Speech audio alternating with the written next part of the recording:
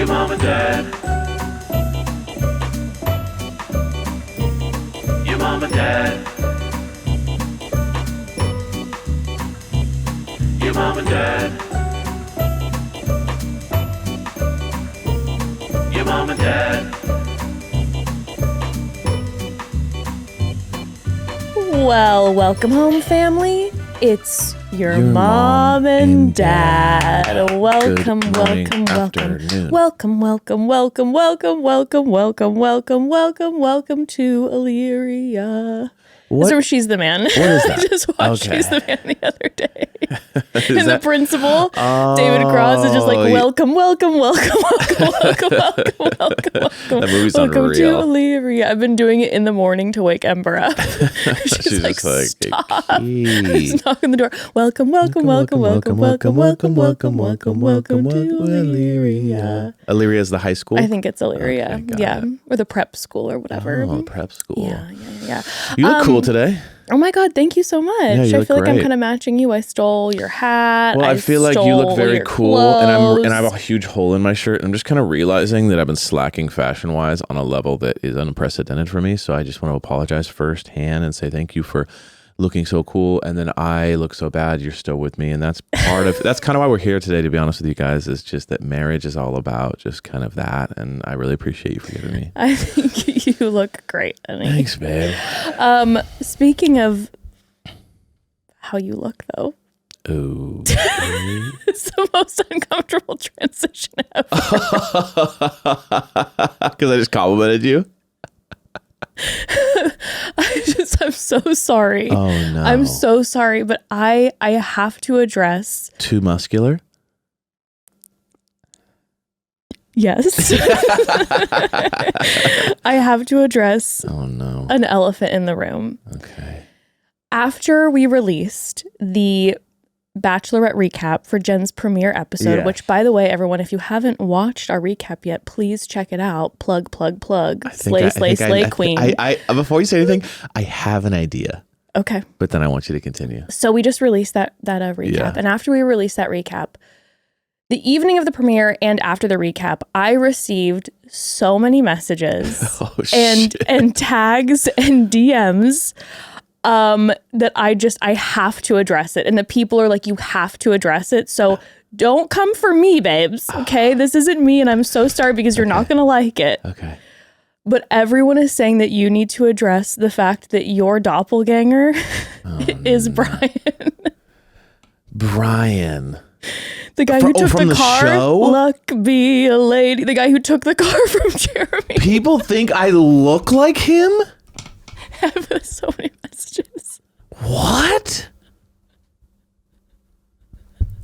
What? And I feel bad saying that that I'm apologizing for this because Brian, you're a very attractive guy. I think it's more the energy thing that makes it a little upsetting is his extremely Okay, I gotta know intense, what about wired me. energy. Is it like my energy is like him, or is it just like legitimately people just say my face looks your like energy him? is definitely not like him. Lee, would you mind? Sweet Lee, we miss you so much. Lee's been traveling. Would you mind putting up a photo next to Evan of Brian so that people can compare and contrast? Do you want me to pull him up? Do you want to see? I know what he looks like, but I'm like, we said he's kind of like a Vegas-y, like Well, it's, what? Do I look like a Vegas guy, or is it no. literally just no, like I think my it's like facial you features? look like you guys could be related. Oh man, I will say I kind He's of a get really it. handsome No, guy. it has nothing to do with his attractiveness. It's the Vegas energy that's It's attached just like, to it. It's I the don't Miami club energy I guess attached I to could it. see it. That's wild. The people were demanding that we address it because everyone's like, for real. it looks like Evan's brother. Not actually like your brother, not actually but my like, brother, you know. but it looks like wow. Yeah. So how do you feel? Process How it do for I us. feel I about told you, this? by the way, you guys, I literally warned Evan. I said, I need to bring up something at the top of the episode and you're not going to like it. Because I know that doppelgangers are a huge trigger for you. Yes. Coming from, what was it, 2015, where you heard the doppelganger about you being the guy from the Polar Express, Not the old guy. man. Not the guy.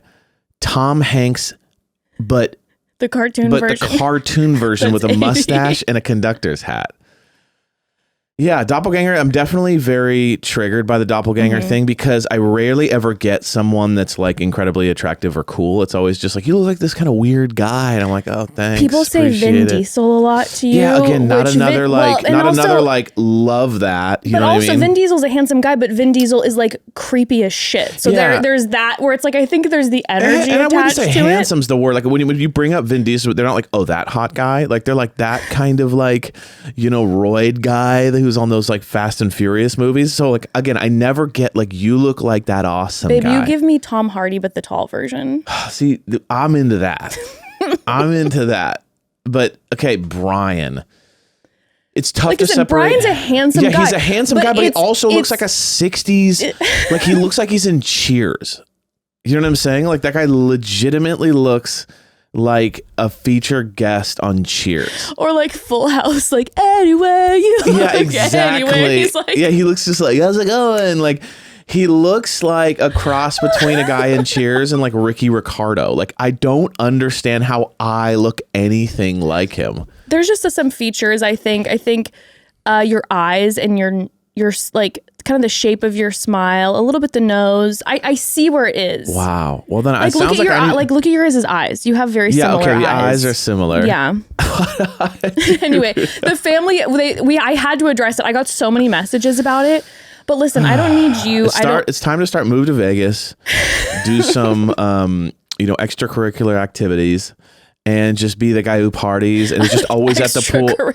Yeah, at the pool. Who's awake at all hours. Yeah, who's awake all the time, and is at the pool all the time. And they're like, "Oh, he's back!" Like I live on the strip. Yeah. That's Brian energy. You love a mojito, and you're always in your trunks at the pool parties in Vegas. Exactly. Always spending all the money on the cabanas every single weekend to just pick up the ladies. And I just love, celebrities, and I love trying to get like when I'm at a pool party and then I see like celebrity has like a cabana, I'm always like trying to get in. Yeah. Well, listen, babe, I just want you to say that I don't really see it. I mean, I see the eyes a little bit. Yeah, sure. But I don't want you to feel. You got a lot of DMs about this. I did.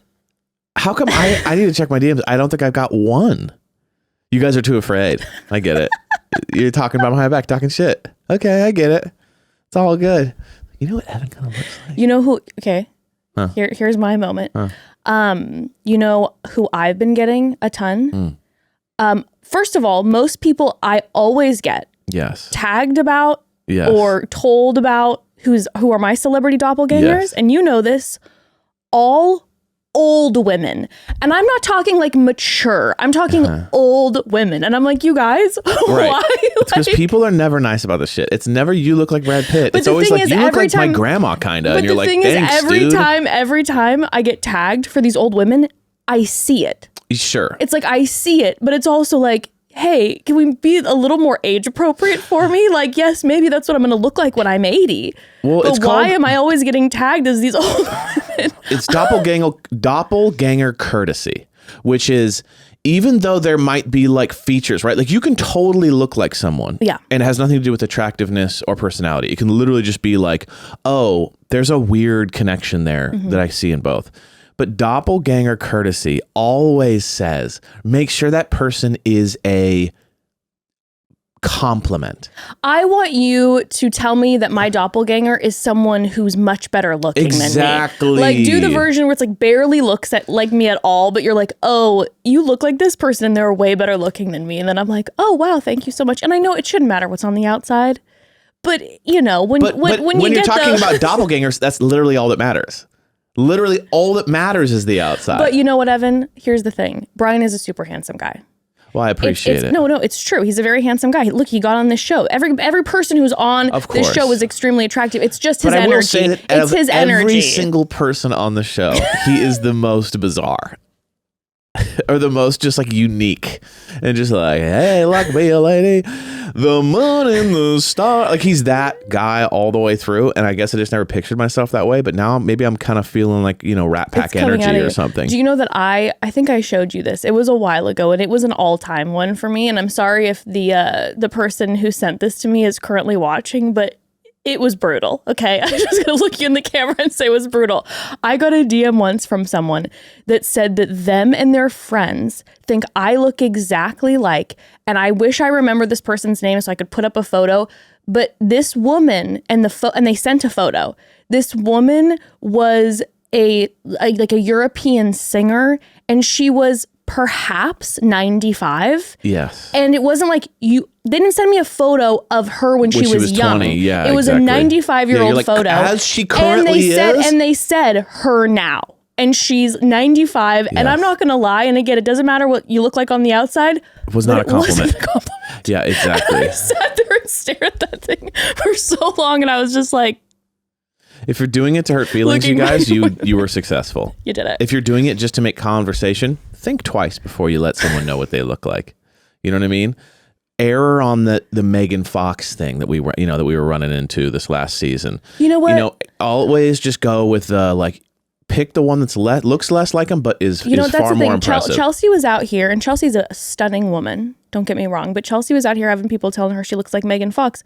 Those people were hooking her up. Those are the friends we need. But then at the same time, what you could say is, then she said that publicly and the people really reacted. Listen, we all need a false sense of confidence. We all need a little boost, even if it's not completely correct. And by the way, Brian believes in that boost of physical confidence because he is an aesthetics consultant. Yes. So it really all just kind of weaves together. And the more that I'm digesting that picture, the more I see it. So 100%. That's actually not that far off, I'll be honest with you. If the picture was less 60s, radio guy or 60s show guy, well, or also if he was not in the ITMs sweating from energy and like about to combust from the seams and being villain boy. Put him in my outfits, buzz his hair. I'm probably gonna see a lot Brian. more. Oh, it's like so weird. It's not like an interesting name either. It's just a regular guy's name. It's like, oh, okay. That's right. All right. Well, we got to take a quick pause. Yes. Thanks for letting me address the elephant in the room. I appreciate it. I had to. I really had to. I didn't know this. The family, they needed it to be put out there. I honestly appreciate it. Family. So here's the thing. It has been hot lately. It has been hot, and in the past, that would have meant I would be drenched in sweat, sweating up a storm in my bed sheets at night.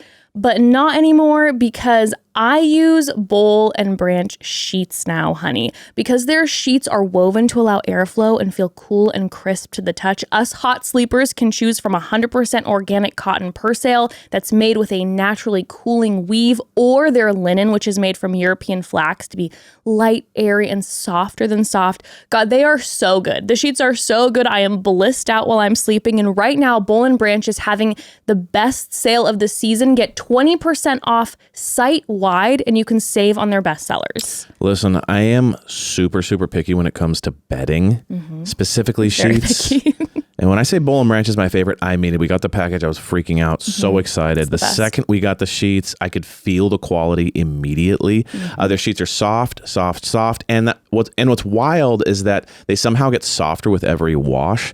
A bedtime miracle, truly. And we started on Boll and Branch sheets about a year ago.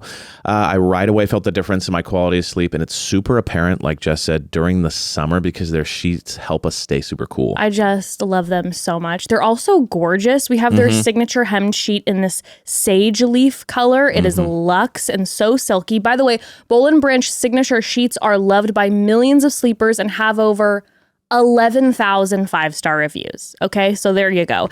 And it's not just sheets. Boll and Branch has the airiest blankets, most cloud-like duvets, fluffiest pillows, and so much more. Boll and Branch's 30-night worry-free guarantee means you can wash, style, and sleep in their sheets for an entire month. If you don't love them for any reason, you can send them right back with free returns on all U.S. orders, but you're gonna love them. They're the best. Get the best savings of the season during Boll and Branch's annual summer event. For a limited time, you can get 20% off site-wide plus free shipping and a free gift with qualifying purchases at bollandbranch.com/momanddad.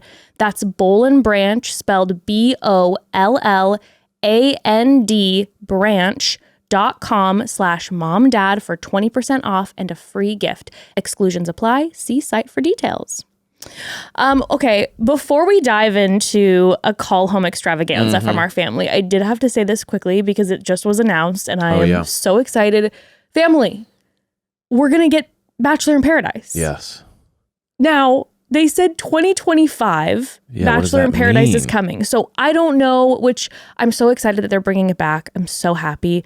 But also the vague year is kind of pissing me off. I'm like, Yeah, are we getting 2025? It's like, are we getting a pushed Bachelor season? And are we getting a January, a wintry Bachelor in Paradise are they just energy? letting us know that they'd skipped this year? And Yeah, they're are getting they back just to saying it? like, hey, by the way, we're going to have it next summer? Because I'm like, that's way too long to wait. I mean, I'm glad it's not canceled, but I need a little more information here. Do you think that they did film it, but then like, you know, the footage, like the guy threw away the hard drive and like, oh shit.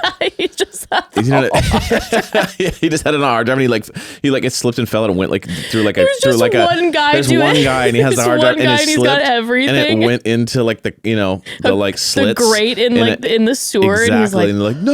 oh no, and it's a whole sitcom of him trying Exactly. to, you know. It's like, did that happen? Like, why did they just randomly take a year off? And now they're doing this big, like, it's coming back. It's like, what is that? I think that's what it is. I think one person was like the gatekeeper of all the footage, and they just lost it. And then there and was he got fired, and they didn't realize he had Yeah. all the footage, and so he's like, "I'll show you." And I then can he see the threw it.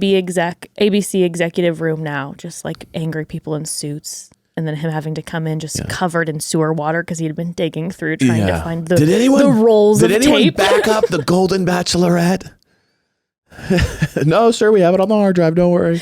But no, I do not think that they filmed anything because that was the whole thing. It was like there's Well, they no just one they just going to deleted doing it, Paradise, and I have a feeling that we have to wait until next summer. That seems crazy to promote it this early. know. It's like, dude, you're saying it's coming next, like 1 year from now. That's crazy. I don't know if it's because congratulations, by the way, to our amazing Bachelorette Jen. I guess the numbers were popping, Amazing. which is incredible. So congratulations. But maybe because they just had a premiere that did great numbers wise, all of a sudden they're like, okay, let's let them know that Sure. we're going to get Paradise. I don't know. I don't Weird. know. I think that they at least announced it at the end of her season. But regardless, I'm happy. Yeah. And I feel like in the past, year and now with Jen's season, we're going to get some great characters Agreed. for the beach. Completely agree. Like, Sydney's probably going to be on the beach. Hope so much. Yeah, no, I think this. If anything, you kind of load up the characters. It's true. And now we're you're kind of gonna get all some waiting. interesting ones from this season. You're gonna get some. I think Brian will definitely be there. You know what I'm saying? I'll be there. Evan's going to leave and go on the show. But you know what I mean? You kind of load up a lot of options, so maybe they'll kind of pick the ringers. Yeah. And excited. also what's exciting is they simultaneously announced they gave us a premiere date for the Golden Bachelorette, and it will be airing September 18th. Oh, I can't wait for a bunch of 65-year-old guys. Oh, Evan, when I tell boy. you, I am chomping at the bits for number one, the cast bio, and number two, a season of older gentlemen. Like, Because a I season- wasn't what I turned out to be. Okay, I did the old bait and switch. Very sweet voice. Very tall, very handsome, perfect story. But really, things aren't what they appear to be with 65-year-old men. So beware. Because I'll be honest with you, there's not the pool of just amazing 65-year-old men. I feel like it's probably not. it feels very Hi. real to me as an individual who has a mother who is in her mid 60s Yeah. who has been single for a while and looking. It's a lot of settling goes on. It's a lot- it's of pretty- women being it's- like, well, I didn't have a lot of But options. again, like I said, there's so many. We saw with the Golden Bachelor, so many amazing women. Yeah. Women in their 60s and 70s. Big time. Amazing. I don't know about the men. No. Oh, but, oh my God. I saw Bachelor Nation Scoop repost something from Zachary Reality, who got so I don't know if this is like confirmed. So just, take this with what it is. It might not be true. It may be true. It might not be true, but it looks like Zachary Reality got a bit of info from someone who was at like a taping of some sort who said that Kelsey's dad, Mark, is on the season. Like, seemed to confirm it, which is, so we know there's one good guy. There's one because good guy. he's, you know, he's just a gem. That's true. He's That's a gem, true. and it worked for his daughter. Yes. So... Okay, I can't wait to see him. And I swear to God, I know I've said this before, but if Kelsey and Joey, they've worked out, if then Mark, her dad, Kelsey's dad, and Joan were to get engaged, Yeah. the franchise would That go would be nuts. amazing. The legacy that the show That would will be make of this, crazy. of like, it's a familial Yes. thing. That'd be fire. You know that they're going to try to then push them to also have a golden wedding. Yes. Because then like Joey and they're going to try to push them to do a double wedding. Kelsey and Joey and Mark and Joan get married. I don't know if Joan chooses Mark, but I'm just saying it has to happen because he's amazing. Yeah, they're going to pay him enough. And they're going to have a double wedding. I like that. Beautiful. Anywho, so that's coming out September Yes. 18th, which should be right around when Jen's season is wrapping. So we're Perfect. going to have a quick Nice like transition from the Bachelorette to the Golden Bachelorette, and I'm just very excited. I'm excited too. I'm so excited. Can we get into these call homes? Yes. Okay. So family. Quit, like let's stop yapping about all this stuff. Let's get into the family who we know and Let's love. talk to the family. So on our last episode, we asked you all to send us, because we're in Bachelorette world. We asked if you would send us your questions regarding relationships, breakups, situationships, all the things romantic, the pains, the questions, all of those things. And you all sent a lot, and we are Yes, it so was grateful. amazing. So thank you so much. So we're going to go through a chunk of those today. We'll have more that we'll answer in the future. But side note, got also a lot of questions regarding friend relationship dynamics. A lot of, Also known as friendships. it's been a long week. Friend relationships. That was amazing. It's like, they, a while back, they figured out a word for that one. It's been a long week. But no, what you said actually makes more sense, so that it explains it. But that I'm was kind of saying, funny. In my head, I was like, well, friend, isn't that a word? non-romantic. Sure. But a The lot dynamics and a lot issues of that comes questions with about that. friendships. And I think we really haven't done a full call home about friendship dynamics and Yes. friendship breakups, which in my opinion can be How to even deal harder with than romantic whack break. friends, good Yeah. friends, the whole So thing.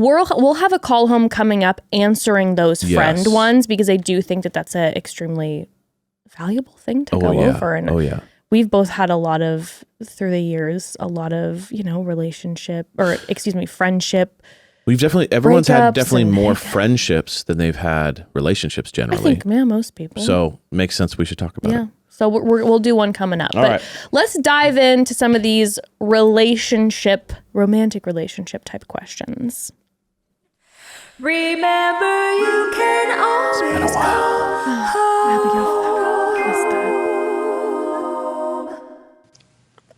Hey, mom and dad, love you both and would love your advice on a dating question. This has happened to me more than once, sometimes on a first date, sometimes like deep into a relationship. Now, I know you both are fashionistas, and I definitely am not, but I also definitely try to look cute and put together when I go out on a date. But there have been a few times that I've shown up for a date looking cute, wearing a good outfit, wearing makeup, which I don't normally do, and the guy shows up looking like a slob. And I feel like I need to explain, like, I'm not materialistic, I'm not shallow like that. But for example, I went out with my ex-boyfriend to a show at a nice theater in the city we live in, and I was dressed up, and he showed up wearing gym shorts, and I was embarrassed, but also just like, what is wrong with you? And it really gave me the ick. But like, I guess I'm wondering, what would you do if you went out on a date with someone, especially if it was like first date, second date, early stage, and you showed up looking cute and they showed up looking like they literally rolled out of bed? Like, I almost want to say something because it's kind of like, what are you doing, dude? But I don't know. Would love your advice. I would look the person dead in the eye and be like, may we go to the mall and may I dress you right now? May I take you to a thrift store and do a quick little 1-2? You know what it'll look like? It'll look like a rom-com movie where we go do a makeover. Yes. We go into the thrift store and I do like a crazy tornado spin around you and poof, you're dressed nicely. Okay, here's my thing. First of all, I fully hear you. I fully see you, because when you were saying you're not materialistic, all these, completely get that. It's not like he's got to be dimed out and look a certain way. Sure. It's just more like she said, showing up to a fancy theater and he's wearing gym shorts. It feels disrespectful. It feels like, on multiple levels, I'd be say. aware of where you're going. Like, yes, comfort is key, but there are plenty of clothes. Like, I mostly wear all comfortable clothing, even when I'm going out somewhere fancy. Yeah. I like oversized. I like soft. So I'm always pretty comfy, you know? So you can be comfortable. Yeah, comfy doesn't mean no style. And also, you know, we're not talking like designer. Clothing can be expensive. Totally get that. But you can go to a thrift store near you and for like $2 get a nice button-down shirt from Goodwill. You know what I mean? Like you can I'm assuming that like that's something that then the person going on a date with you has access to. Honestly, if I was going on dates, if it was a first date, I'd probably wait for the second date. Because so you'd get on a second date because gym shorts because to a theater. Because fashion the Did gym she short say like theater like a was her movie?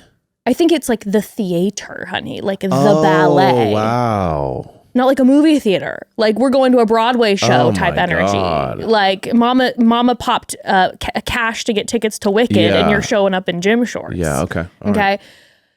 Here's my thing. There's a difference between your ex showing up in gym shorts to the theater and then someone who you're on a first date with and they're maybe dressed kind of sloppy, but you're at a restaurant. Because my thing is, it's like, okay, what if I really connect with this person? We can have I like dressing people and giving suggestions. So I'm like, you can, give someone suggestions in the future, like have a conversation if someone's open, like after a couple dates, to be like, okay, I am not saying this to try to be, materialistic, whatever, but like, we're kind of at a nicer restaurant and I think you'd look so handsome in, a pair of long pants. Yes. Or, a sweater or whatever. Can we go together and I can pick it out for you?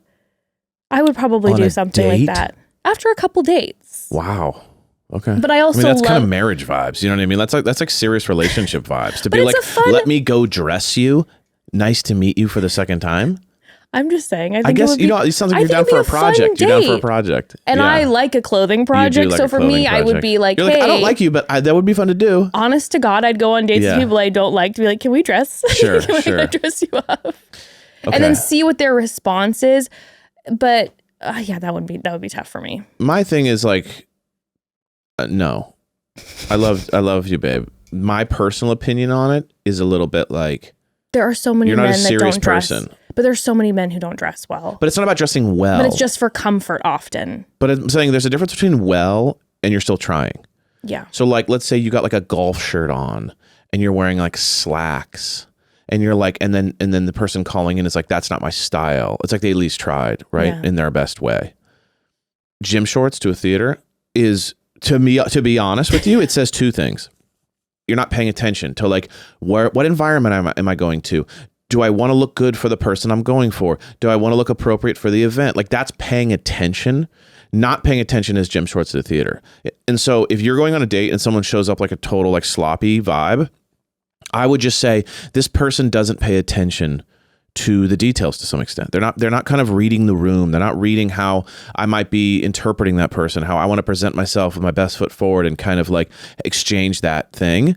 So for me, it's not as simple as just like, guys will be guys. I look at it kind of like again, you don't have to be super stylish, but again, kind of dressing appropriately for the thing. I hear you. Says, and again, it's not about like, oh, I have this one style, this kind of a weird look or whatever, but it's like, no matter how you look, it's like, at least you tried. Yeah. And gym shorts screams, I didn't try. I don't care.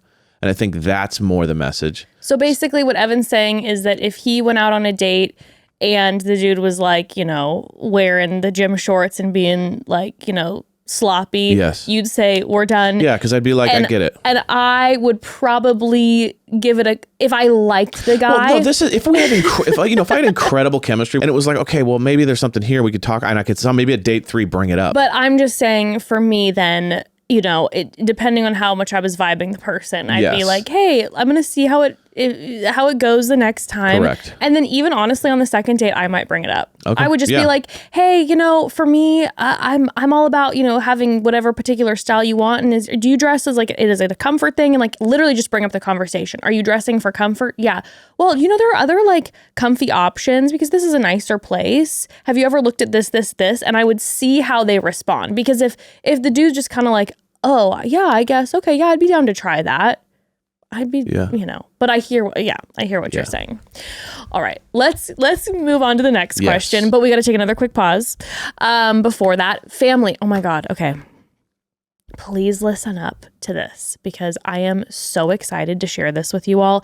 Evan and I recently discovered them, and it has been a huge game changer relief for us because it was something that as parents we had a lot of conversations about. So our daughter's going into 3rd grade, and a lot of her friends are actually getting smartphones and with internet and social media access. And to be honest, it hasn't been good. I'll just leave it at that. And it's just a no for us. Evan and I are not personally comfortable with giving Ember access to the internet and social media for many reasons, including safety and mental health. But as she's getting older and sometimes away from us, we want her to be able to reach out in case of an emergency and more. So we've just been in a pickle trying to figure out, like, how do we want to handle this? And we just recently found Gab Mobile.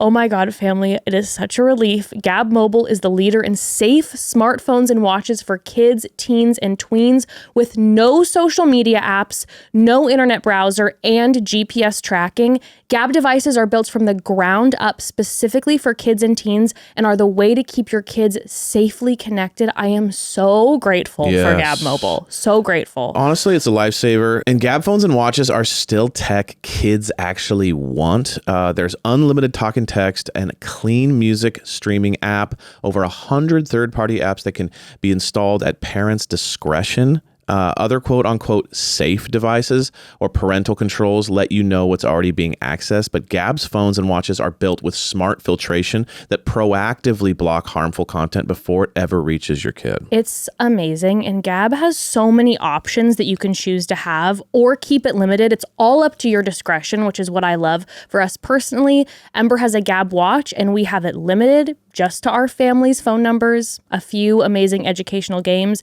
and some music. And honestly, Gab's thought of it all. They have so many amazing thought through features protecting our kids. It has been a gift because now I know my kiddo has access to reach us if she needs us and is still totally protected. Listen, 45% of teens say social media makes them feel sad or depressed, and even beyond that. I just heard the other day that during high school, some teenagers will spend an entire year scrolling on social media.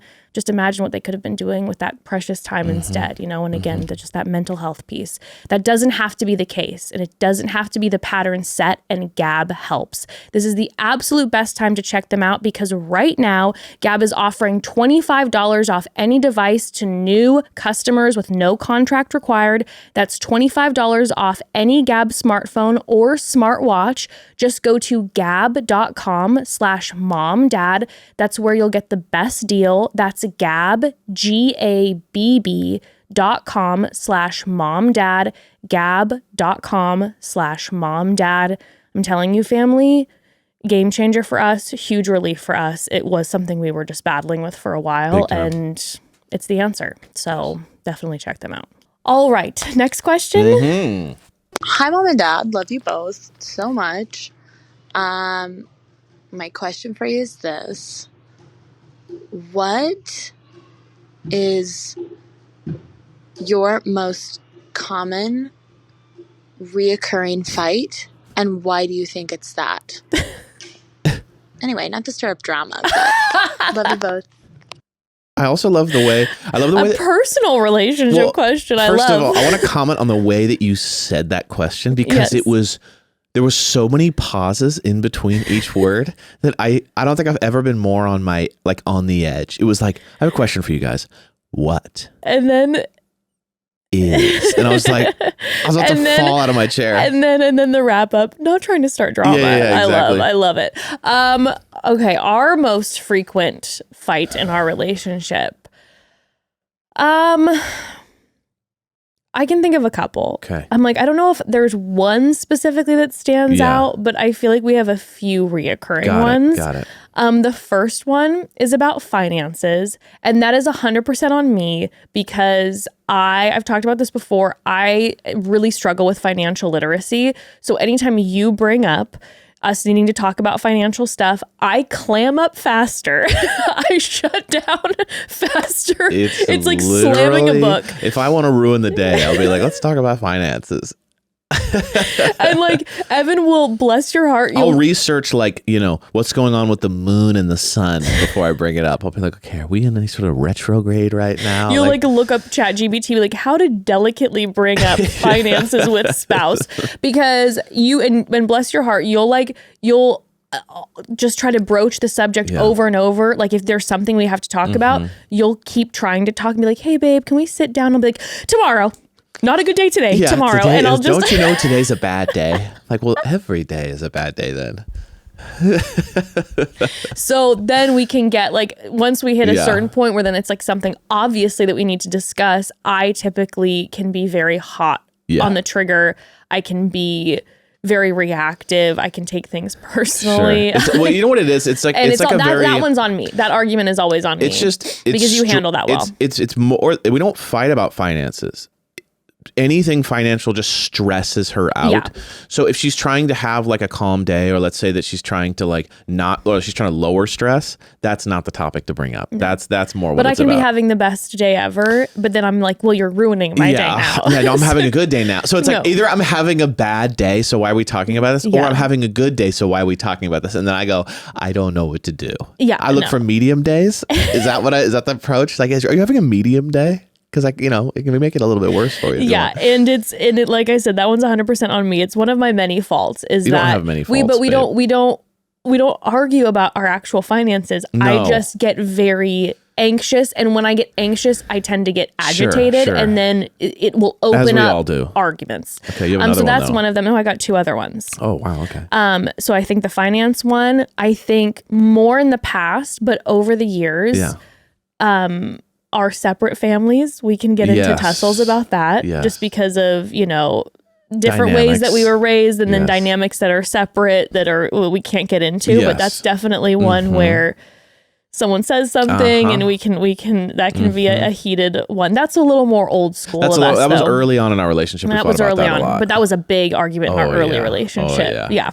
And then I think the third one, which is more on you, is the you have a hard time multitasking. Yes. So when you are preoccupied or busy or thinking about something, which is a lot, you can have a hard time sitting and focusing on a situation. And sometimes that can hurt my feelings. And I will try to be like, okay, he's preoccupied, he's busy, but I want to chit chat. Sure. And when that hits a certain threshold, then I feel like arguments can open up. And to be honest about that you're a worker bee, which I admire so much about you, and I appreciate it so much and love that about you, because you take care of the family so much and so well. But I also will then feel like you got a little bit of a work addiction, and Not that wrong. Then can I can be like, hello. But I think that, like, the only reason why it's not a bigger fight generally is because of you. Because you are very understanding of that. But I'm saying it because it. No, I'll take it to level. It'll get bad enough sometimes where you'll call it out. But in general, you're very forgiving with it. Like, I'll look at you and be like, I'm sorry, I didn't hear anything you just said for the last 5 minutes. And you have the option to, like, lose it, but you don't. You just go, and I appreciate okay. And I appreciate you being sweet, us playing nice right now, but let's be, like, fully clear. I think I do understand to a certain degree. And again, also because it's like I appreciate what you're doing. But then when it hits a certain work addiction threshold, I can get spicy, and Yes. it's like I have a long fuse, Yes. and then once that fuse hits, Sure. then if I'll I abuse the fuse, then I'll come and I will be hot. if I take advantage of your graciousness, and I will be hot, Uh-huh. and that's one of the few areas where you are defensive with your work. So Yes. that I think can be our biggest argument, because I'll have my feelings hurt and I come in hot, and you are defensive in that area. And it's never a quick conversation. It's always, it leads to an argument. We were just talking about this the other day with my buddy, because he was talking about his dad was like doing this thing, and they got into a big fight about how his dad's like kind of a generally very selfish person, and how the dad always hides behind his work and goes, how could I be selfish? I'm working nonstop, taking care of the family, blah, blah, blah, blah. And I thought to myself, here's why it's selfish. Because if you love work, Yeah. then you're doing what you love all the time, which is like saying, I chose to do what I love over, let's say, hanging with the family, or addressing issues, or talking about things that need to be talked about, or listening to your partner. And then you could hide behind this kind of hero complex of like, but I'm defending the family, you know, all this stuff. But it's like, realistically, if you love work and you're a little bit of a workaholic, it's a version of, I'm just hanging out with my friends all the time. Yeah. So that's a big one too, is like, you know, I can get in this like in my mind, I can get in this like self-congratulatory thing of like, well, I'm working nonstop. What do you want me to do? And it's like, no, you love work. And so you're just doing what you like to do all the time. It'd be like, so it starts to almost become like, what? I'm golfing. You know what I mean? You're like, it's not like golfing wouldn't be an excuse on why you're not being, you know, attentive. Sure. And so it's one of those things, but you're absolutely right. Those two are, but I kind of have one. Okay. And it's a combination. We're both at fault. Okay. And the thing is this, it's assumptions on your part and not communicating on my part. That's So it's very, like, very true. So a good example I would make be so many like, assumptions. there's a free night, Mm-hmm. and you assume we're doing something. And I didn't communicate and go, oh, by the way, you know, like Wednesday we have a free night. We didn't communicate what should be going on that night. Uh-huh. So then there's like this, you're looking at me going like, what do you mean we're not hanging out, blah, blah, blah. And then I'm going like, you didn't say you wanted to hang out. And so what will happen is like, you assume I never communicated.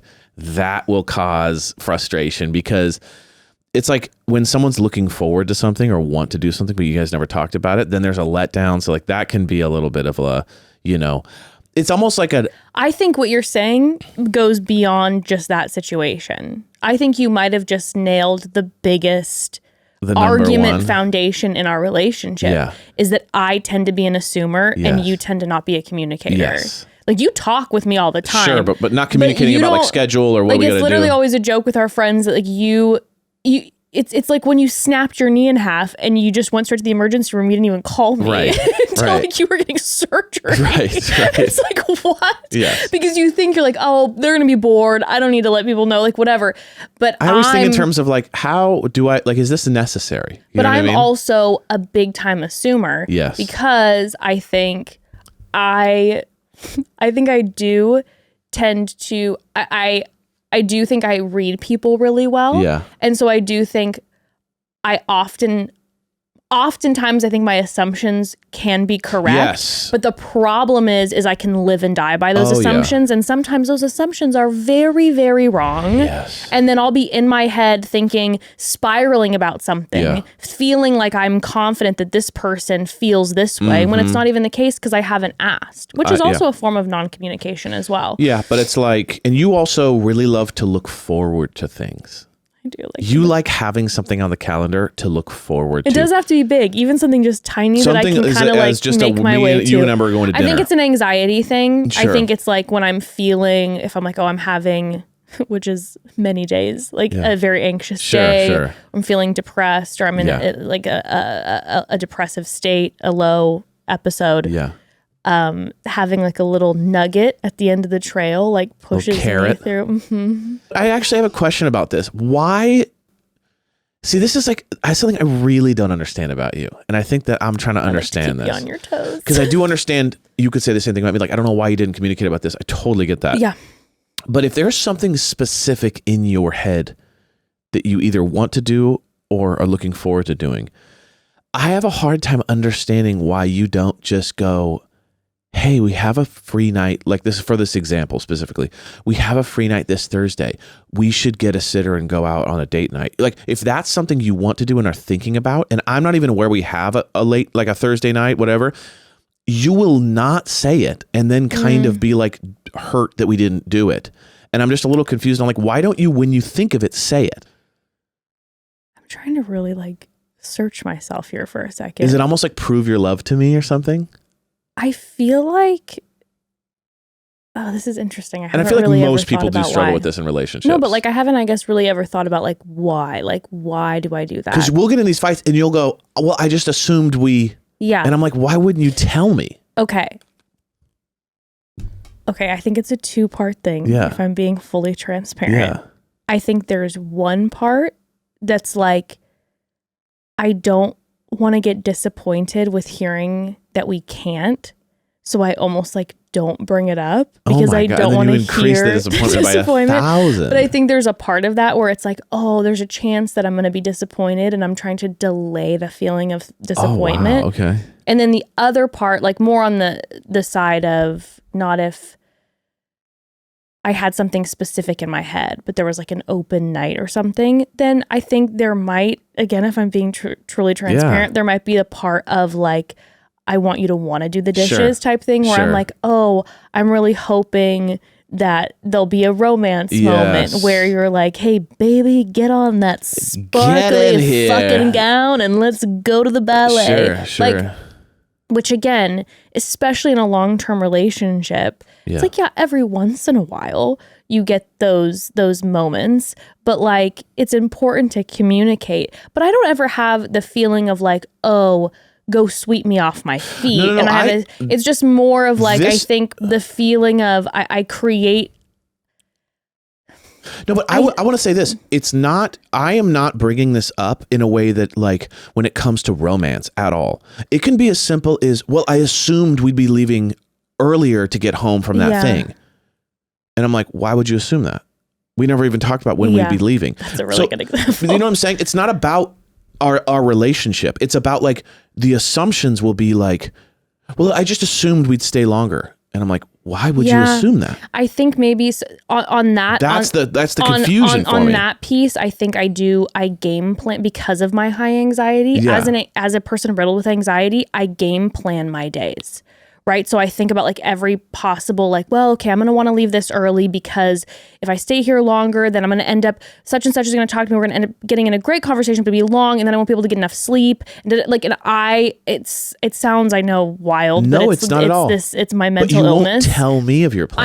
I know. And then that's a problem. But then also too, there's that type of me making assumptions, but the other form of me making assumptions, which we were talking about as well, it's, I think as well, just like, my whole life, I'm just kind of like, I'm daydreamer in my head, romance, ushy gush feeling where there's kind of always this like, oh, there's an open moment. How wonderful if we could all go to a picnic and we could all just the family, we could spend, and all of a sudden I'm thinking about that. And I kind of create a scenario in my head. And then when we end up like not doing anything, there's almost this like, and I think a lot of times I don't vocalize it, but I have this kind of daydreamy thing always going on. I don't know. Well, I have mental illness. Not at all. No, it's more just a mystery to me. Which keeps me excited for our long marriage. But the one thing I will say is my brain's dumb because I never learn from it. So like where I mess up is I go, what's important to Jess? A plan. And so when I'm like, let's say we're going into the weekend, it's Thursday. And I know that Jess would really appreciate if I sat her down and said, what do you want to do this weekend? Let's talk about it. What time should we get back? And it would solve everything. Yet I refuse to do it. Yeah. So like on the other, like I can ask you that question, but then I look at myself and I go, hey, idiot. All you got to do is have a 3-minute conversation and all of the possible fights will go away. But then I will never do it. Or it's not like I even like subconsciously refuse to do it. Yeah. So it's like, it goes both ways. Big Maybe time. that's a form of anxiety as well for you. Yeah, like I don't want to think about like it. you like have to then nail down, because then what if you have to shift it, and then that Sure, might be and a I don't want to problem. be, if it's left in the air, that I can't be Yeah. responsible for messing up the plans. I Yeah. don't know. But that's I think it's a good conversation to have, because I do think, like, Yeah. now that I'm thinking about it, like those 2 tweaks, you communicating your expectations and me communicating a plan, literally it's a 3-minute conversation and it's all good. We just solved all of our problems in our marriage. Now, whether we'll do it has a completely different question. Unlikely, but But thanks for bringing that But up and that's what ruining our fucking day. No, I'm just that's what kidding. keeps it exciting. You know what I mean? Absolutely. Well, that's a good. I appreciate your questions. Yes. That's a lot for. That's a good thinker. It's good for me to think about. We were supposed to be talking about you. It's interesting. Now all of a sudden we're talking about us. So sorry, we're so self-centered. That's life, It's life. You never stop learning. Yeah, it's true. Okay, we got to take another quick Yes. pause, and then let's get into another question. Family. Recently, I told you that my feet are singing, and I meant it in the best of ways, singing with joy, because recently I started wearing the Vionic shoe, the Walk Smack sneaker.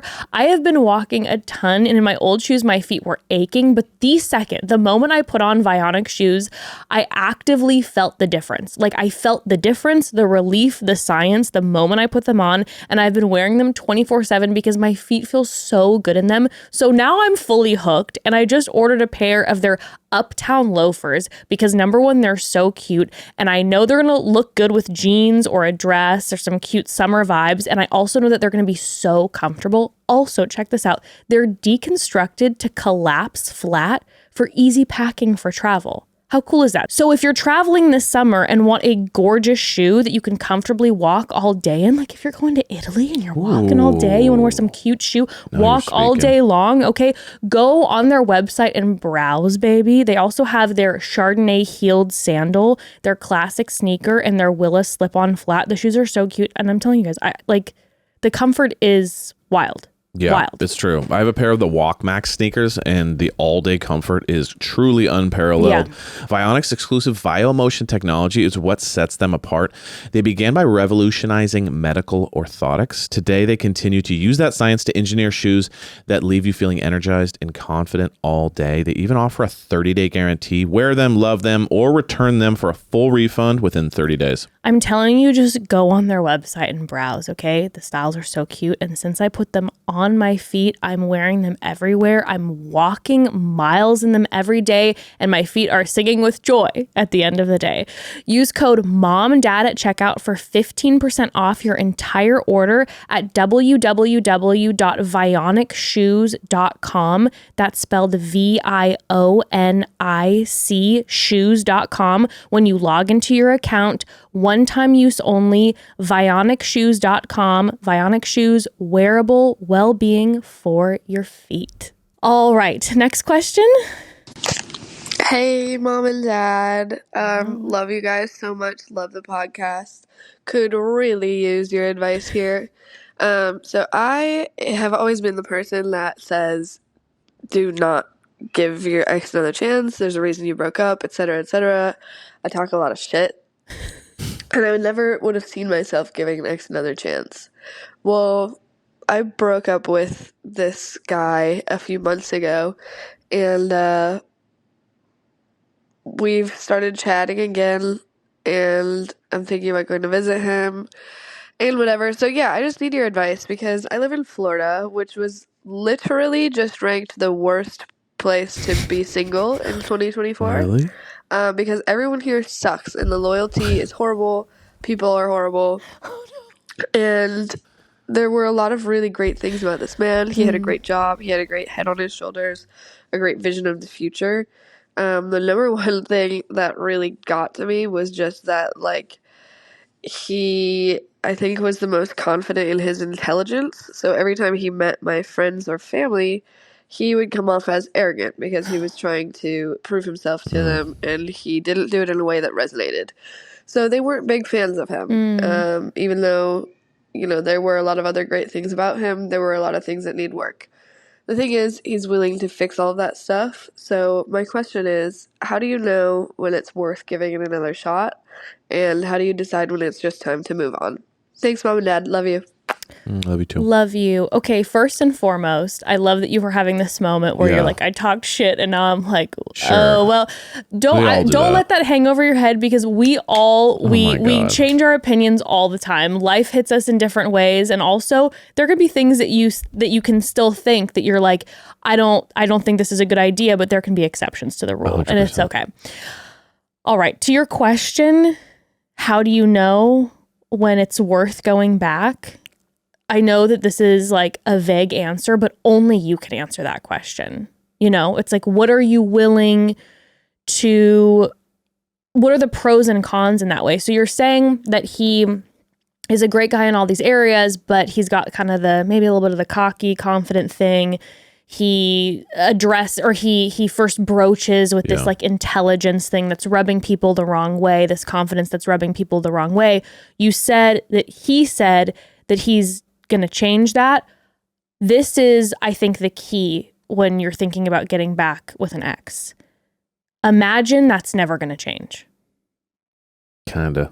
Do you know what I'm saying? Kinda. So you can have someone say, I'm going to change this, this, and that, and then you decide to get back with them, and then they don't change this, this, and that. Yeah. So the question is, if he doesn't change the whole leading with the intelligence, confident, cocky thing, is that a deal breaker for you? Is it going to be something that you're like, hey, I'm not willing to have my friends and family get rubbed the wrong way? Or is it like, hey, I just understand that maybe it's an insecurity for him. This is how he leads. Our relationship looks different. It doesn't bother me when we're alone, and it might rub some people the wrong way, but I'm willing to deal with that. That's what I always think is going to be the main factor of getting back with an ex, are those problems that you had of why you left the relationship. If they don't change when you go back in, are you going to be okay with that? That's my main thought. I like that a lot. You kind of left out a super important thing, which was why you broke up. Well, that's what she said, is the main reason was... I thought you were saying that was the reason why people in her family didn't like him. But I think that was like the main factor of why... Oh. At least that's what I wasn't sure, because it kind of sounded like he rubbed people the wrong way, blah, blah, blah. But maybe the main factor wasn't how she felt, and the fact she that everyone else was didn't like like, him. you know, so maybe it's a little bit, maybe that's another thing to think about too. Were you like super in, and then people around you were like, yeah. And is that what fully influenced your decision? And, you know, take into consideration, we've said many times before, you know, when everyone around you is going, no, no, no, it's definitely something to consider. It was But people you also- trust and love, yeah. But also, you know, Follow your heart. follow your heart to a certain extent. Okay, so my thing is If this. it's all safe and well and good. Always think about like buyer's remorse. Like, why are you talking to him again? Is it because there's a real connection, or are you lonely? Are you bored? Is it the whole? Is it the Florida thing? Did you just break up with someone and now you're feeling a little bit of like rebound vibes? Like, why are you talking to him again? Did you see a bunch of change? Did you recently run into him and this sparked a bunch of feelings? Like, don't get caught up, because what's going to happen is you're going to get back together with him and you're not going to be lonely anymore. So now you're going to have clarity, you know? So like, just get back to like the feeling of, does he bring me joy?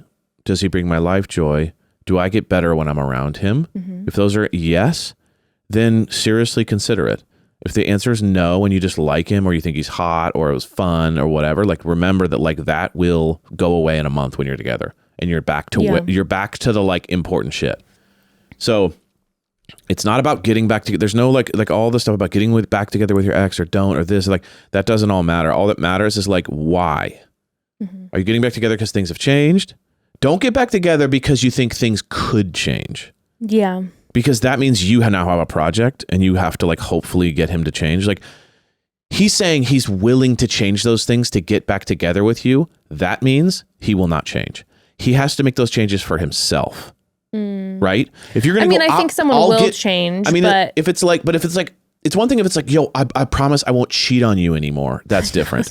But if it's like, change your whole personality, first of all, just kind of be aware of that. You're at like, he's basically saying, I'll change the way I interact with humans. So that's huge.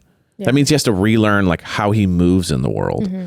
Also, if it's like, I'm willing to do it to get back together with you, that won't last, because once you guys get complacent again or just living your life Or again, it'll- he's going to slide or back it into might that. bubble up even if he's Yes. trying his best. But it has to be Things- him knowing that there's a problem.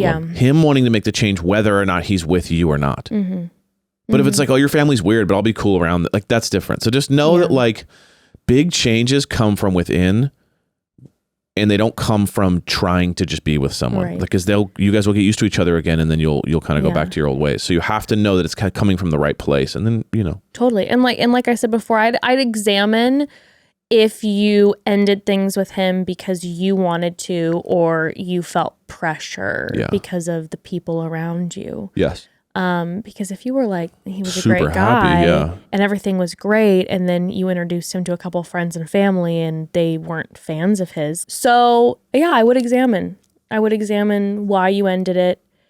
But then also, like Evan and I were saying, you can't expect that he actually, though he says he'll change, and maybe in his deepest heart he wants to, and he does mean it when he says it. Yeah. But he probably also wants to have you back. So Yeah. just don't expect that that's going to change. And are you down to be with him even if it doesn't change?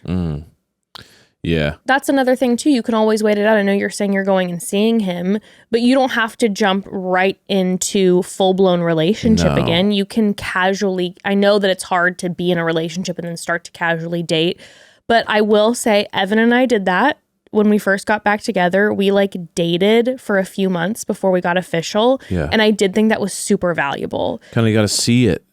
It was like, hey, I feel like we've changed, but let's casually date. And it's hard because your heart is so deeply attached and it feels so difficult. But I'm saying it was worth it because then we were able to see the change in each other before it was like full commitment. Yes. We're with each other 24/7 again, and we're boyfriend, girlfriend. And we also had to be really intentional about when we did start dating that second round is actually being intentional about not seeing each other constantly. We would go out on like a date or two a week and it wouldn't be like all day. It would be like to dinner and then like a friend hang Yes. and give it that space to breathe a little bit. So I completely agree. yeah, that's my thought. Yeah. All right. Well, best of luck. Best of luck to you. Next question. Yes. Hey, Mom and Dad. I am super pumped. The new Bachelorette season has started and hearing y'all's take on it. And I guess I'm here to get advice on some stuff going on in my personal life with my partner. I've been dating my partner for about a year and a half now. I finally took him home to visit my family. And unfortunately, it did not go great. So crazy. My parents are really close. I'm really close to my parents. They've known me my entire life. I talk to my mom probably the most out of anybody. We have like, I call her. We have like hour-long chats, not every day, but like every couple of days. And so she knows a lot and going on in my life. And anyway, so like I say this because I just value their opinion.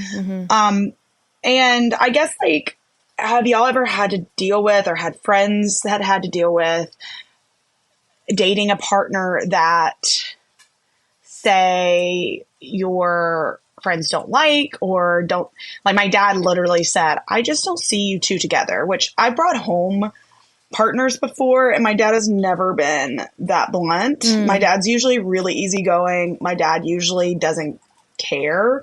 He's just like, whatever. He's just another dude. But like my dad saying like, I just don't see you two together was really hurtful. And I feel like I'm just going to continually think about that. Yeah.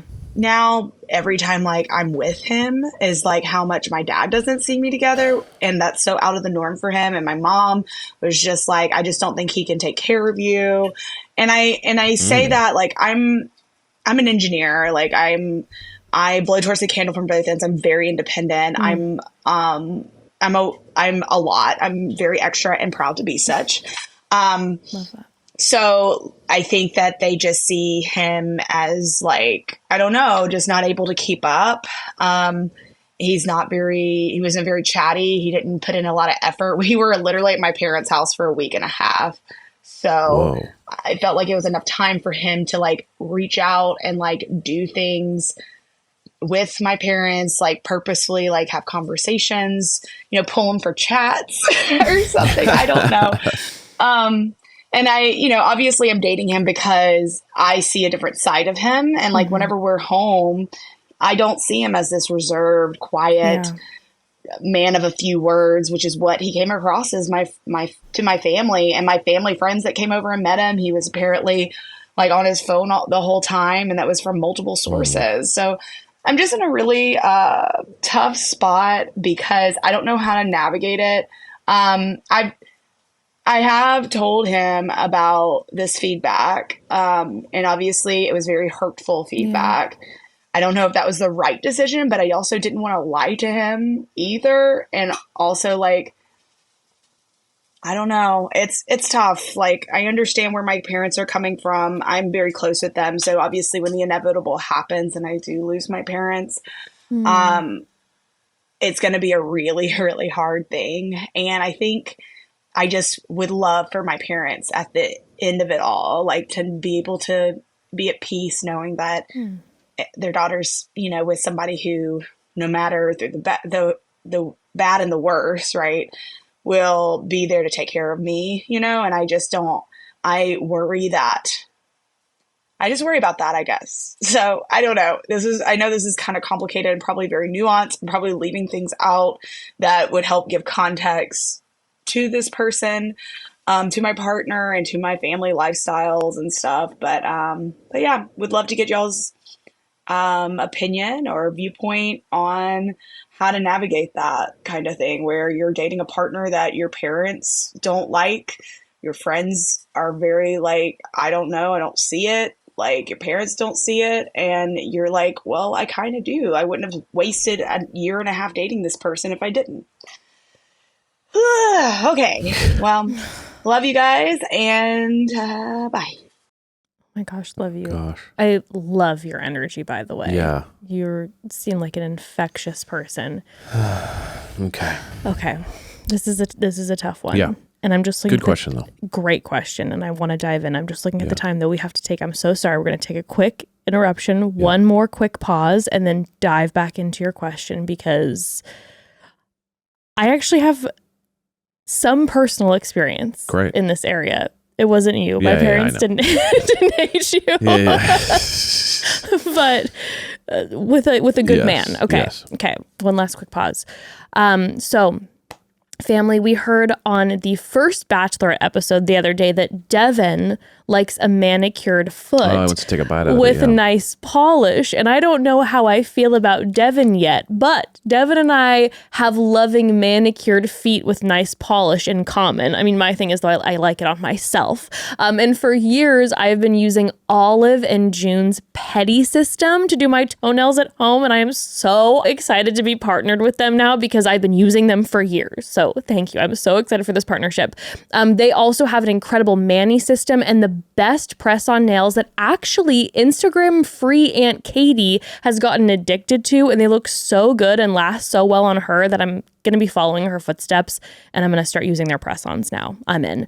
Listen, in an Olive and June mani system or Petty system, you get everything you need for a salon quality manicure or pedicure in one box, and I'm talking about everything. Salon grade tools designed just for DIY, and you customize it with your choice of 6 polishes. And let me tell you, I've been using Olive and June polish for years because this polish does not chip. It lasts 7 days or more. And when you do the math, this breaks down to just $2 a manicure. Okay, so you're saving like wild money with these at-home systems and walking away with salon-worthy nails and toes. So here's the thing. When I used to do my toenails before at home, they'd come out okay. They were okay. But since I started using Olive and June's Petty system, they look professional. Like I feel like a pro. They look professional. I love it so much. And instead of waiting for an appointment, I'll typically just like do my nails at home late night with some of my girlfriends over a glass of wine. It's so nice. I love it so much. Great self-care time. And let me tell you quickly about the press-on system that Instagram free Aunt Katie is hooked on. She's been traveling a lot, so she started using it on the road, and they look so good. They look so real. They last for a long time. I've watched her do it. It takes her about 10 minutes. That's it to do. And it's only $10 a set. And the removal is so easy. You legit can remove them with warm water. So go on their website and check it out. They also have so many cute colors. I could just go on. They're incredible. But visit oliveandjune.com/momdad for 20% off your first system. That's oliveandjune.com/MOMDAD for 20% off your first system. Okay, so back to our dear listeners. Can I go question. Yes, I was going to say quickly that it's very interesting because our last caller was just talking about her ex, family the family and the friends. Yeah, go ahead. So here's my take. Yeah. My initial response is to say things like, do what you want. It's your life. It's not your family's life. It's not your friend's life. This, that, and the other. Of course, yeah. But in this case, you speak so earnestly about how much you love your family and your friends that I wouldn't ignore that. I'd dive into why that happened. Mm-hmm. Yeah, have you talked you know to what him I'm about saying? it? Like she said I talked to him about it, and I don't know if that was good, but I'm trying to be honest. Yeah. I don't know how you were, but I'm going. Certain people need to hear, stop making it about your family. But then there's certain people, like you seem like you got a really good head on your shoulders. Like you really know yourself. Mm-hmm. You're an engineer, you're successful, you're all these things. And you have to know what's important to you. Mm-hmm. It's like if you were a bodybuilder and you're like, my life is surrounded by fitness and bodybuilding and my partner hates it. It'd be like, well, okay, that's clearly very important to you. Yeah. So you got to be with someone that's kind of like okay with that or like supportive or joins in it with you or something. Mm-hmm. Your family clearly is radically important. Your friends, really close. I mean, you went and spent a week and a half with your family. That's a long ass time. That means you guys love each other. Mm-hmm. I wouldn't ignore that. I wouldn't say he's a problem because of it, but I would go, you're on your phone the whole time meeting my friends? Like, that's weird. Yeah. Like, you know what I mean? Like, track that. Yeah. Maybe you missed something. Maybe you weren't really paying attention to this. Maybe you kind of dive into like, what was going on there? And why did everyone feel you can't take care of me? Now, I don't know if that's a financial thing. It sounded more like an emotional thing than a financial thing. But I would just be honest with yourself and go like, what is it that everyone saw? Why am I not seeing it? Why is he acting different around my family? Because I also will say this. What I don't like about hearing about this is that it sounds like he didn't try with your family. Yeah. It almost is like, I'm kind of checking a box. I got to hang out with her family and now we're back to normal life. I'm going, why didn't you transfer that good personality you have to that means you weren't really trying. I have a quick interjection too. I'd be very curious to hear, have your friends who you see on a regular basis met him and what do they say about him? Well, she said there was a lot of friends there. I know she said family friends. Family friends. She said family friends. And so I'm curious, like your friends that you see on a regular basis, like their thoughts on him. Okay, go ahead. Yeah. So because that's also a factor too. Like, agreed. Is it the family? Because I'm also wondering, I'm like, you were saying, which I love, that you have a big personality. I'm like, does your family also have a really big personality? I know I'll bring up Instagram for Aunt Katie. So her and her family are literally like attached at the hip, besties, and they all have big personalities. Yes. So I know sometimes when she's brought certain men in, it can be a little intimidating, and then they kind of shrink because everyone's so close and big. So I'm wondering, I'm like, is that the dynamic? And did he shrink a little bit? But with your friends, he's good to go. Just a side note. So the two last little pieces I'll say is this. Yeah. Don't take your family loving him as a sign you guys should be together. So they go the opposite way, because there can be some people who are super charming and are good partners. Right, we've seen that too, where it's like, oh, my family loved him and he was horrible. I have a personal experience about both of those factors. And so for me, it's like I would look at it more the opposite way. If just because your family loves him doesn't mean he's the right guy for you. But if your family doesn't like him, I would be aware of that, because again, that means he's not trying. Yeah. It means he's not. If you were saying he acted differently there, that means he wasn't trying, and that's a concern to me. Also, if none of your close friends like him, that's, to me, I'm a big believer in, like, if these are trusted people, why don't they like him? That's a red flag to me. Unless like you have one of those friends that hates everybody you're with because they just want you to be single with them. That's different. Sure. But you know what I'm saying? So for me is it's like you seem smart, you seem mature, you seem like you got a good head on your shoulders. Don't ignore the fact that for a week and a half, every single person who met the guy's like, I don't get it. That's, you know what I mean? That's something to not just bury down and go, oh, it's your life, don't worry about it. It's like, if it was like a family you don't care about, whatever. But if it's a family you really care about and their opinion matters and they're going to be a part of your life and you're even thinking about your dad dying one day and having an opinion about him, that means you think a lot about this. It's okay for that to be a requirement for the family to dig him. It's okay. Totally. It's completely okay. It's completely okay. Because you want it to be a communal thing. You want to be able to go on vacation together and know it's going to be a great time and not be like, oh, this is going to be weird. Yeah. Like that sucks. Yeah. No, I completely agree with everything you're saying. I will say from my perspective, so I've had 2 situations when you and I were broken up. There were like 2 guys. I went on, I was dating numerous people. There's hundreds of people, but there were 2 specific guys who I like dated in that interim. The first one, my family really liked, and he was not it for me. Exactly. Okay. Turned out I was like not even really, he was my rebound and I wasn't even really that into him, but he was a super handsome guy. So everyone was like, go date him. And he wasn't for me. Turned out he was like not a great guy, but my family was like, and I'm very close to my family as well. And my family was like, yes, we love him. We love him.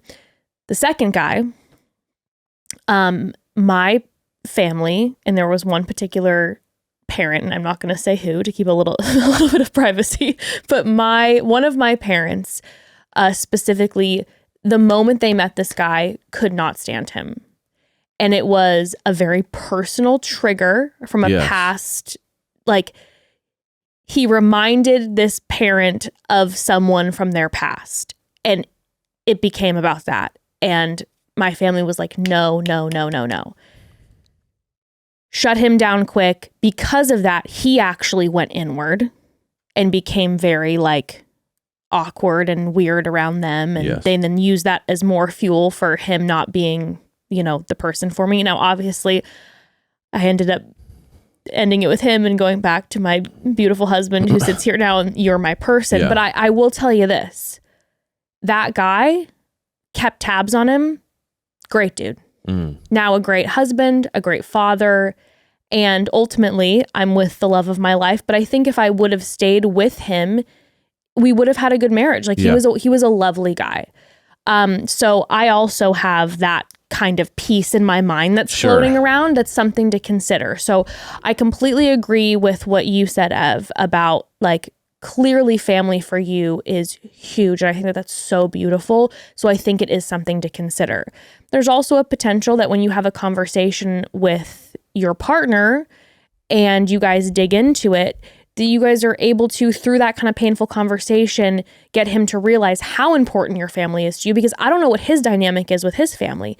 Maybe he's got a rough background with his family, and so family can kind of be a little rough for him. Yeah. There might be a trigger there too where he goes inward. But if there's communication about like, hey, my family is everything to me and I need you to make a specific intentional push to get to know my family, maybe he steps into that and you all it ends up being great in the future.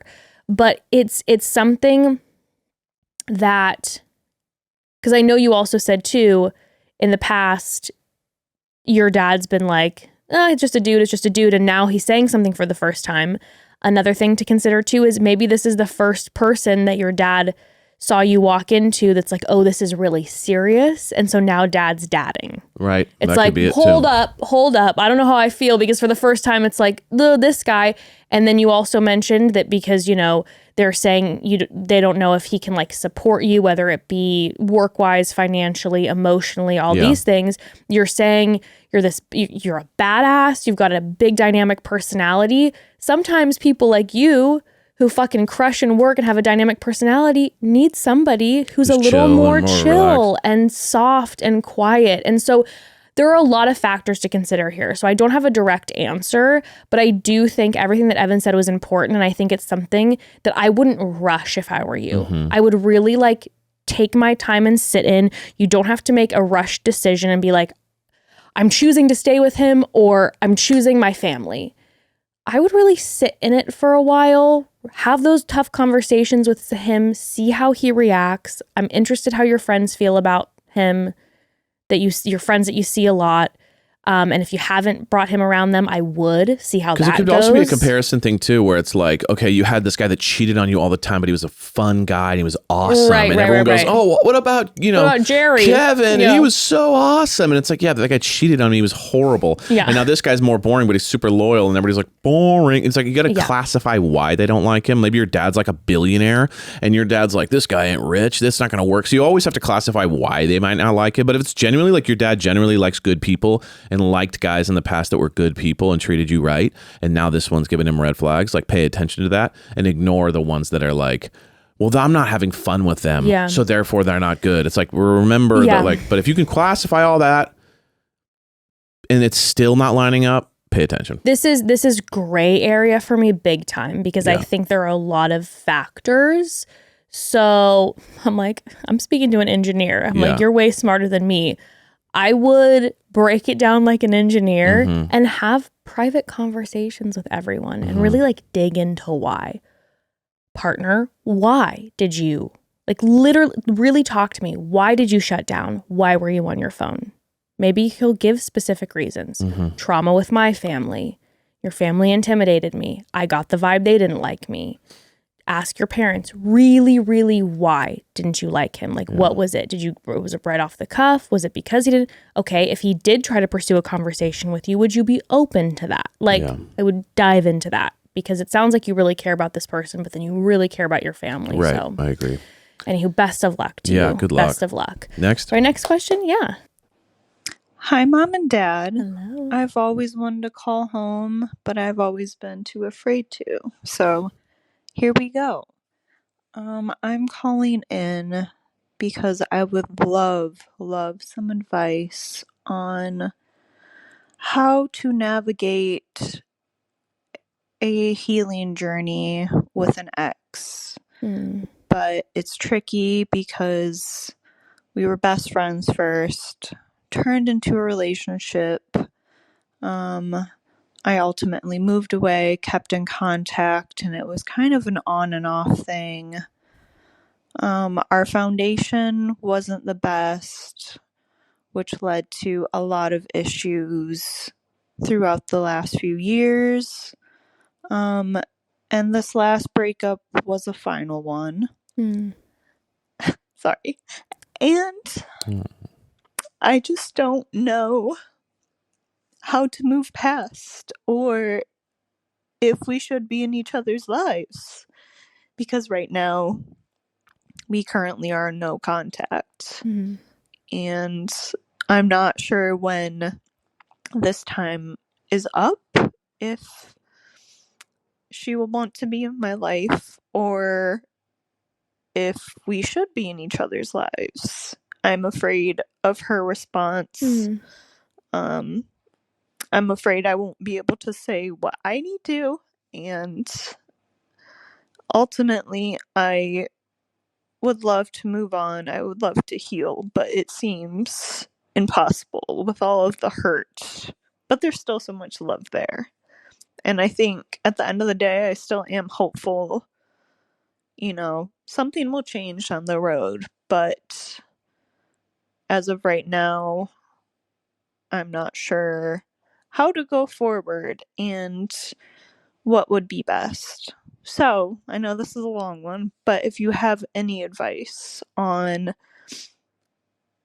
just dealing with the healing and all of the past, and how you would suggest navigating no talking or being in each other's lives. I know it's a tough one, but I love you both and thank you for listening. Oh my gosh. Love you too. So sweet. This is really hard, and I'm so sorry that I feel, obviously, when your voice is breaking, you're making me emotional, the rawness of the heartbreak is palpable. I know for myself, obviously, Evan, when you and I broke up, we did end up getting back together, and you were saying this is the final breakup. when Evan and I did break up the first time, I did not know that we'd get back together. So from my perspective, I wasn't thinking, you know, again, it's a different situation for you. You're saying it's the final breakup. I didn't know, but I still wasn't thinking like, oh, we're going to get back together. When I feel your rawness, I just want to encourage you to fucking grieve. Like, you in this voice memo, allowing yourself to like feel the emotion, I think is such a good thing. Let yourself hurt and cry and grieve. Like, don't try to push it down. Let yourself like feel all of that. Because I think it's really important, because this is clearly someone that you care about so much. And you're in this no contact phase right now, which I do think, as unbelievably painful as it is a really smart, good thing to do. That's what Evan and I did. And I think it was honestly the only way that I was really able to like process my grief in a way that wasn't chaotic. We didn't talk for many months after we broke up. And with the no contact, as much as it hurt, like every moment of every day, it helped me slowly every day wake up a little better. And that's my encouragement to you, is to know that like, I know right now it's like every other minute of the day, it fucking hits you. And for a second when you feel better, you get hit by it again. And it's just like this overwhelming waves of grief. But I promise you that every day it will get a little better. And then you'll have one random month from now that it'll hit you out of nowhere, because you're going to see something, because grief isn't linear. But I think being in the space you are right now with the no contact and letting yourself just feel is the best thing. Let yourself sit in your grief, hurt, ache, but then get yourself out of your house. Get yourself moving. As impossible as it seems that you just want to be in bed, call people, force yourself out. Even if you're out at the fucking bar crying, you'll still be out at the fucking bar crying with your friends, and you will have moved, and it will feel better.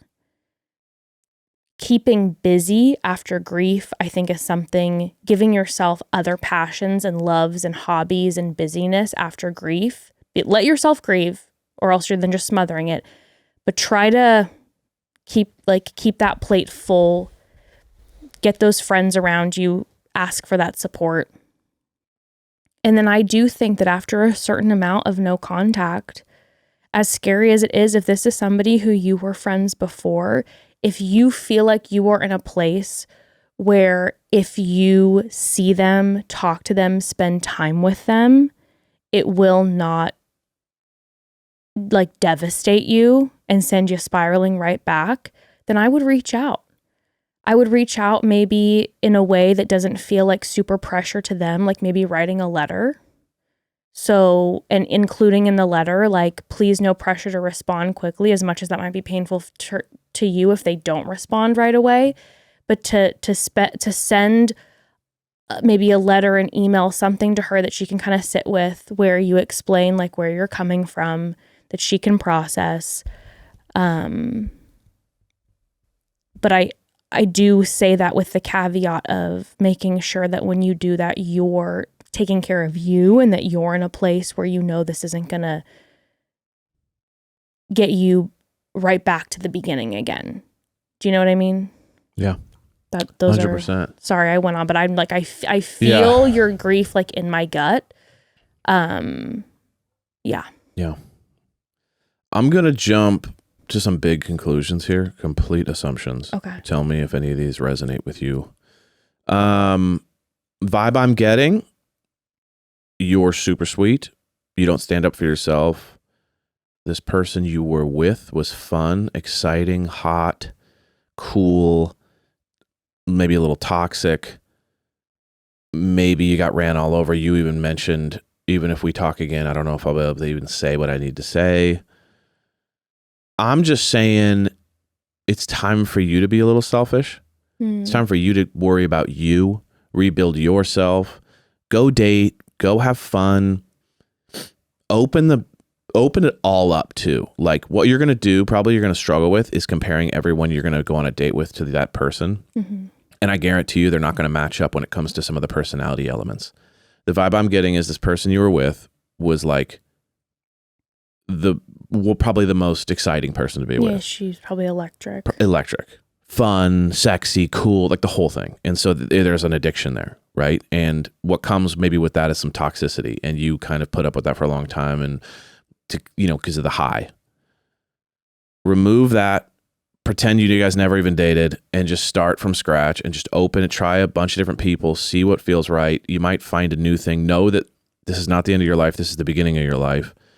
I would live in this no contact rule like you're never going to talk again. And then over time, if you guys talk, cool. But like, don't live in the place of hopefully, maybe, and maybe we should try. Not the countdown of no when countdown, I can, no. Because like, what could happen is she could start dating someone else, and now you're devastated. Oh my God, what about? What do I mean? Nothing to you. All that shit. You have to remove yourself entirely. Move on. Dive into your hobbies. Dive into your passions. Dive into your work. Whatever. Meet people. Date people. Like, build yourself up to the place where you don't need this person anymore. And if it works out in time, cool. But you got to come back. If you come back to it, you come back from a place of, I don't need you anymore. I want to be with you. You want to be with me. Have we changed? Cool, cool, cool. But like, it's time for selfish summer. You know what I mean? You got to worry about you. And I only say this because you seem like someone who really doesn't do that quite often. And you seem like someone who worries about other people's needs and desires, and you're accommodating, and just even the way that your voice is when you're talking about this, you're not in a place of I do what I want. You're in a place of, are you okay? Are they okay? All that vibe. And it's like, you gotta just deep breath, go out in the world, live your life. Don't worry about this whole thing. You have to separate yourself from it, and don't wait around at home and just kind of think about it. You gotta rip it open, rip the Band-Aid off and go. I think that's the only way to kind of like, I think, deal with like stuff that's fucked you up really bad is like, go, get moving, travel, whatever, do something. But let yourself grieve in it. Of course. Let yourself grieve. That's super important, because if you just stuff it down, of course, don't and then do just that. Like party, of course. we're gonna have But a problem. just kind of for someone who's clearly seems very selfless, maybe get a little more selfish and kind of find your toe. 100%. That's it. I completely agree with everything you're saying. Yeah. I think selfish summer is it. Yeah. And yeah, going out on those dates is it hurts like shit. It hurts, but that first night out will probably suck. Yeah. That group you join for your hobby will suck the first day, because you'll be thinking, why am I doing this? I miss the person.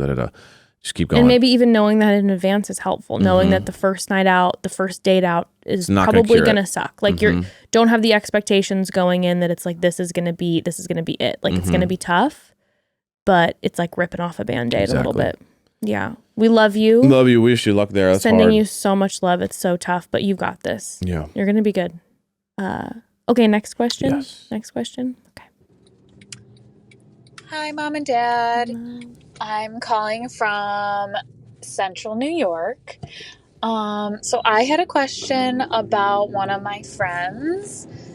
So I don't know if I'm being a jerk or what I should do in approaching this, but I have a friend that just got a new girlfriend, and she's very happy with her, and I would never want anything less. But when we are all together in small group settings, like a fire at somebody's house or like a dinner party or anything like that, they are very much PDA, if that makes sense. So we could be all just hanging out and they're kind of in their own bubble. They're telling each other secrets. They are sitting on each other's laps. They have their hands up each other's shirts, like their backs. Like, damn. It's almost to the point where I kind of don't even want to invite them, because I feel like it's a little rude that they're not even engaging in anybody else's, not engaging, I don't know how to explain it. They're not engaging in the event of all of us hanging out. They are more so infatuated with just hanging out with each other, which is fine, but it's kind of, it's making me want to not invite them, and I don't want that. I love my friends and I want the best for them, but this whole PDA situation just makes me feel uncomfy, or makes a lot of people feel uncomfy.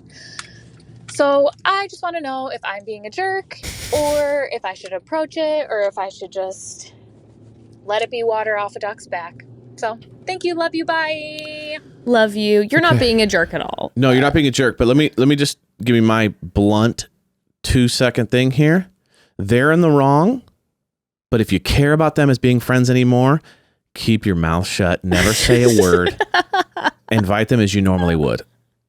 It'll probably pass over time. The honeymoon phase will pass. And also know, like I'm a big believer in this, never say a word to anyone about their person they're currently with and really liking, because only you will pay the price. Okay, he says that as an extreme, and I disagree. I'm saying extreme because we're on a podcast. I'm saying this extreme, but on a podcast. But let me just tell you right now, if this person's infatuated with this person and you will become the mascot of someone who doesn't want them to be happy. Even if even if that's not true, in their brain, they will think that. So what'll happen is you'll call them out on the PDA. Then the new girlfriend will talk shit on you when you all leave. Yeah, and go like, wow, your friend's kind of a dick, like doesn't want us to be in love. I don't know if you're in a relationship, but let's say you're not. Well, she's probably just jealous because she's not in love like we are. Boom, boom, boom. And then all of a sudden your friend starts pulling away from you. Your friend can't trust you. Your friend vibes weird with you. And even if they break up, that's weird vibes now. I'm telling you, I've seen it a billion times. It happens every single time. When people are in love, they don't listen to logic. They don't listen to their friends. They don't listen to anybody. They just follow their heart and they follow their groin. So let me just tell you right now, groin.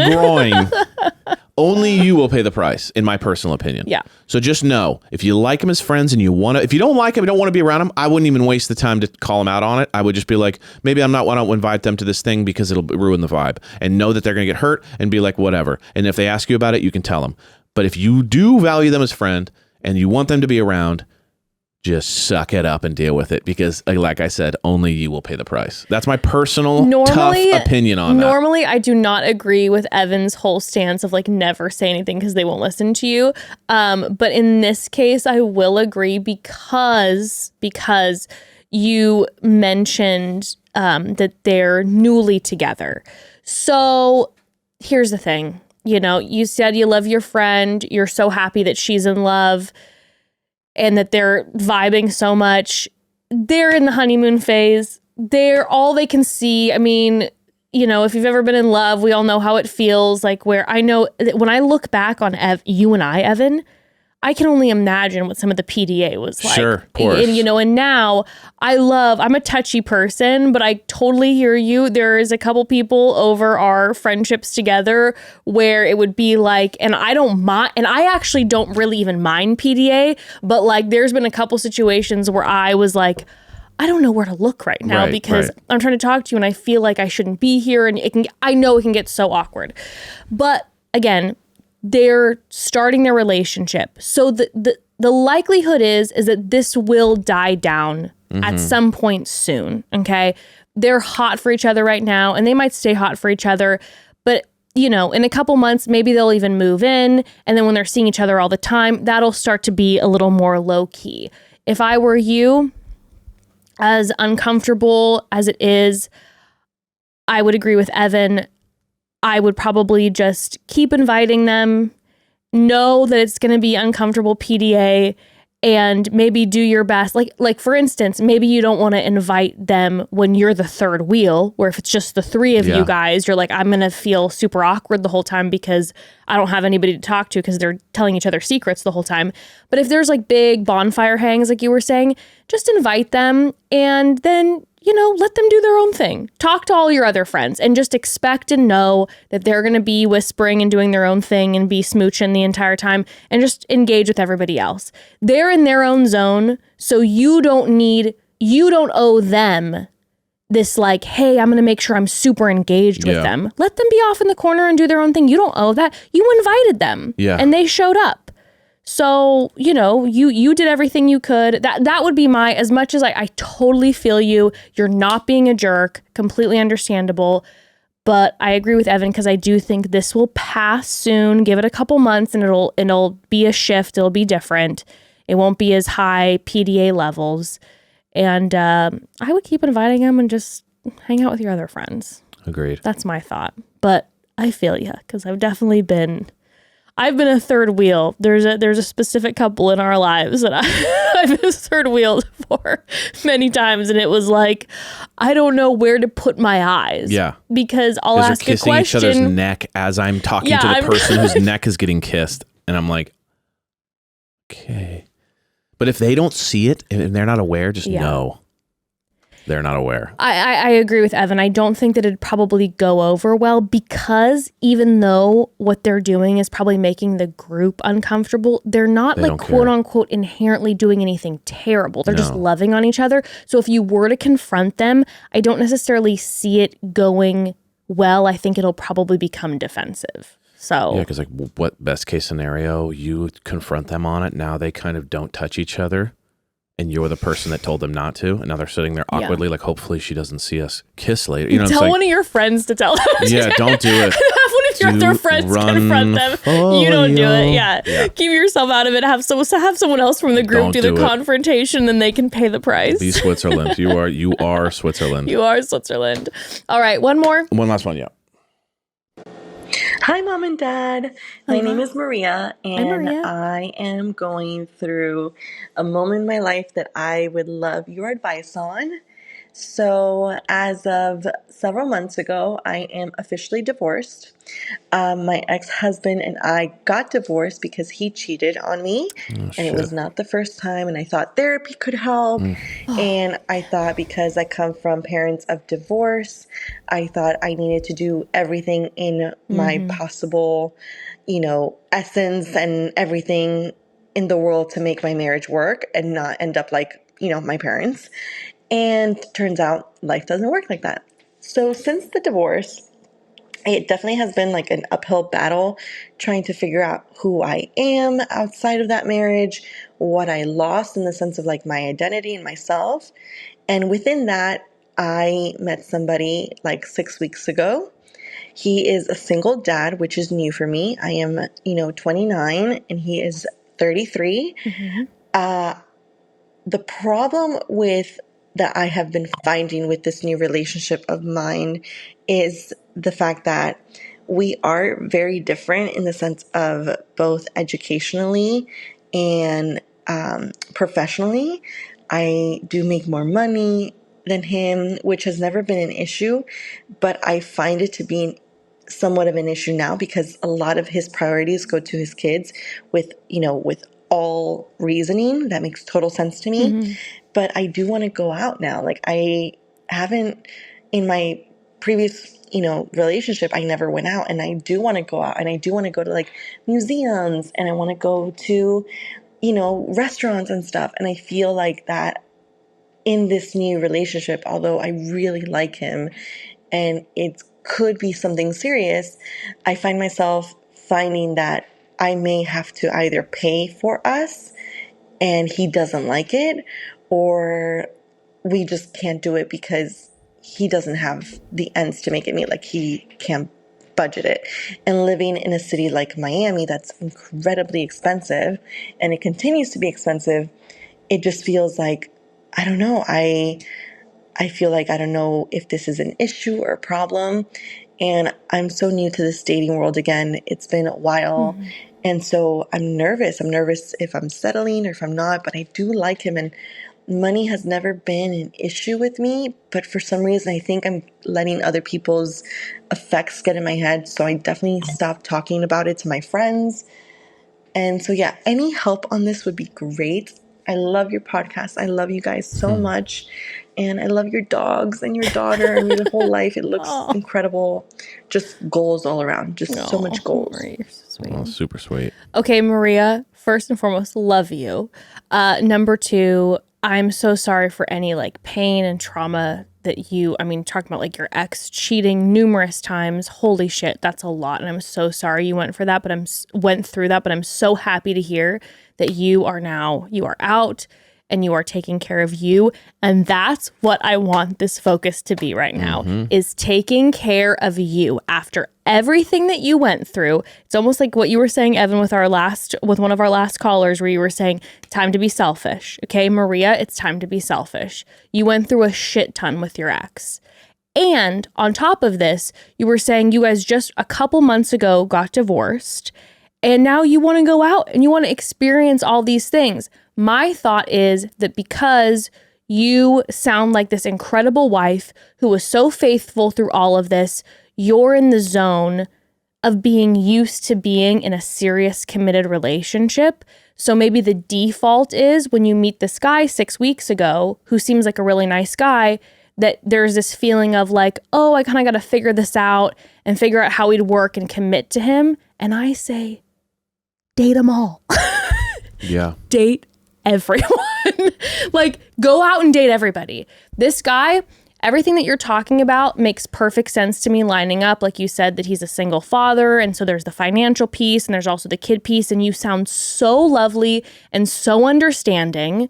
Like you're hearing all of that, but you also want to be able to go. You want to travel. You want to go out to the dinners and be able to enjoy some of the hard-earned money that you've made and all of these things. And so my thought is keep dating him, but date him casually. You like him? Date other people. Like, you don't have to get committed and serious. Again, your divorce was a couple months ago and you met this guy 6 weeks ago. You don't have to get committed and serious to the first nice guy that you meet.